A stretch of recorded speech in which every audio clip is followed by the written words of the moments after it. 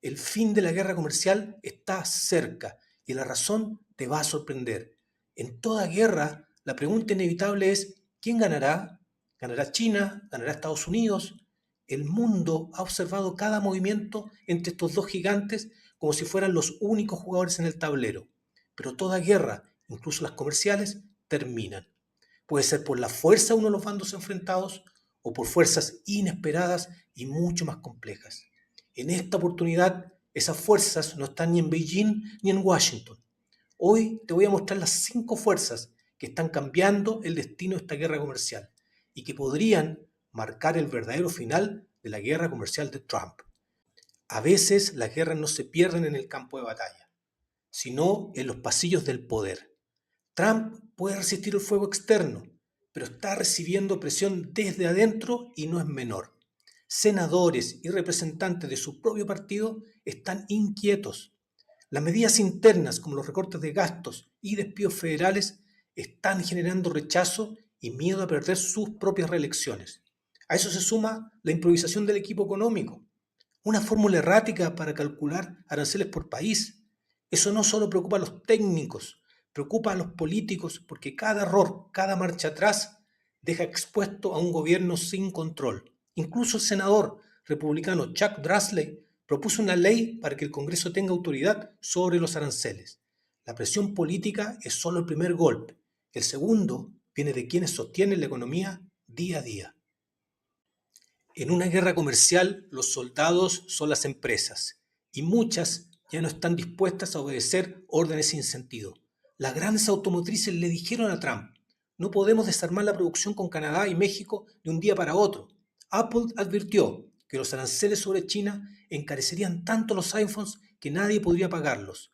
El resultado, Trump suspendió esos aranceles un viernes en la noche.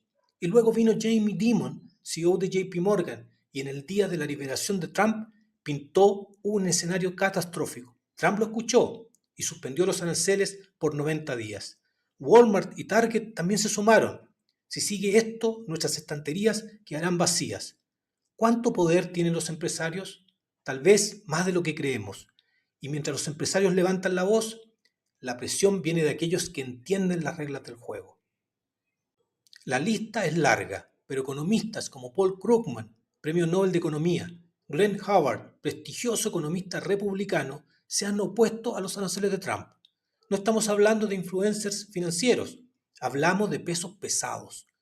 Todos advierten lo mismo. Los fundamentos de esta política comercial no se sostienen. No se trata solo de estar a favor o en contra de los aranceles. Se trata de la magnitud desproporcionada de las medidas, de su improvisación y de sus efectos en cadena. Incluso medios tradicionales que antes apoyaban estas posturas, hoy publican columnas con una palabra en común: incertidumbre. Pero las advertencias no solo llegan en forma de palabras, sino también de números rojos. Si hay algo que los políticos no pueden ignorar, es el mercado. Y en este caso, el mercado está gritando las pérdidas de inversionistas institucionales y personas comunes. Ya se cuentan por miles de millones las pérdidas de las acciones.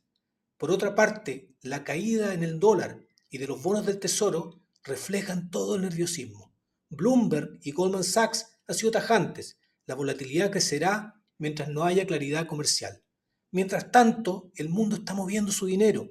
En 2025, las bolsas de China, Europa, Japón, India y Latinoamérica superaron con creces al mercado estadounidense. Wall Street ya no está cómodo con el eslogan "Vende a Estados Unidos, compra el resto del mundo". Y cuando el bolsillo duele, la voz del pueblo no tarda en hacerse escuchar.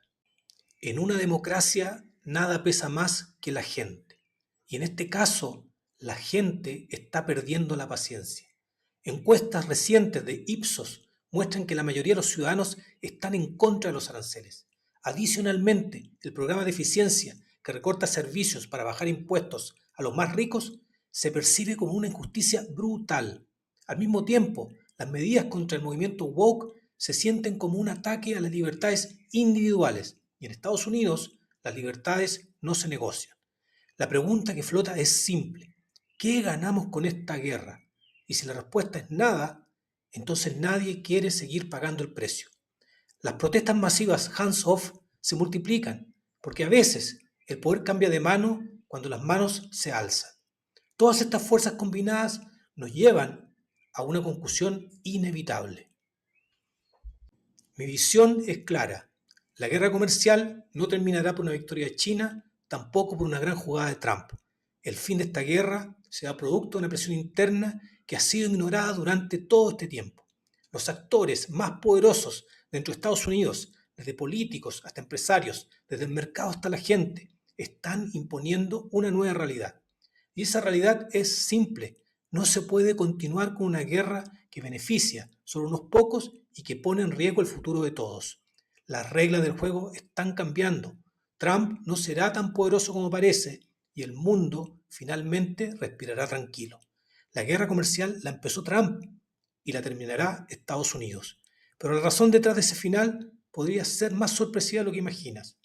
¿Qué piensas tú? ¿Estás cerca al final de esta guerra? ¿Quién ganará realmente? Deja tu comentario y únete al debate y suscríbete para más análisis.